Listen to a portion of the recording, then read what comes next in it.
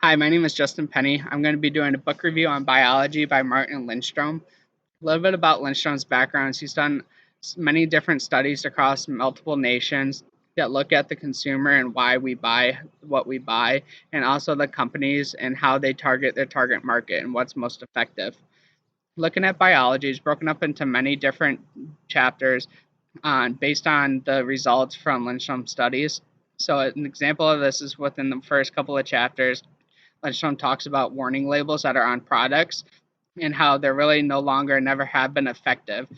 An example of this is with cigarettes and how the warning label on cigarettes isn't going to affect the consumer one way or the other. If you're going to buy cigarettes, you're going to buy them no matter what.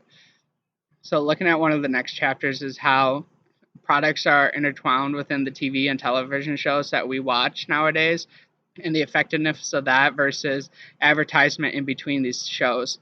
It's a lot more effective if someone's drinking a Coca-Cola within the show. We're going to remember that they're drinking Coke versus having a Coke commercial between the television shows. The reason for this is because when in between the shows, we're typically going, looking at our phones, talking to somebody else, and also we know we're being marketed to within these television shows, so we typically block it out.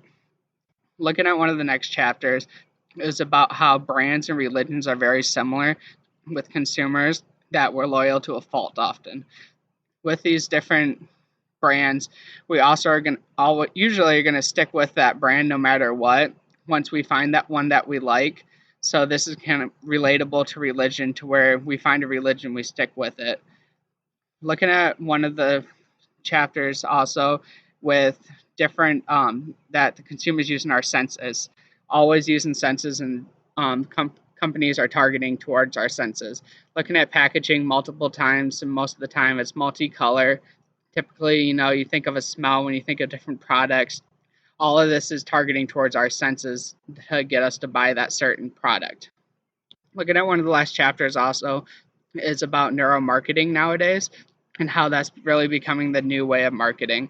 This is because it's definitely a lot more effective to target the person and really look at the consumer's brain and doing brain studies and how different consumers react to different marketing. While this is a lot more expensive, it's a lot more effective.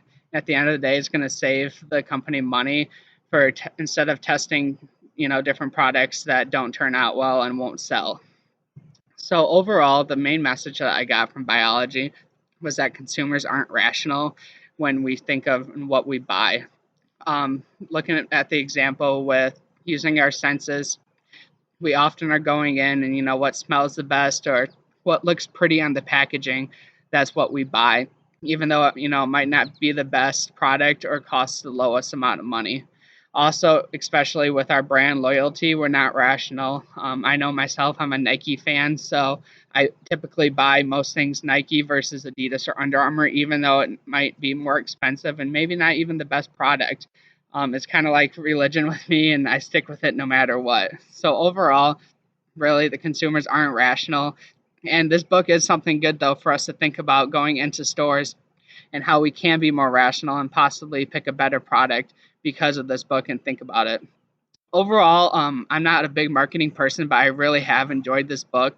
I think it's some interesting things to think about within the products and when shopping and buying different products that help you out. Overall, I would give this book a 5 out of 5. Like I said, I really enjoyed it, and I loved the different studies and the psychology background of Lindstrom's ideas and studies. So I definitely would recommend you reading the book, and I'd like to appreciate you guys for watching. So thank you very much, and happy Father's Day to all the fathers. Thank you.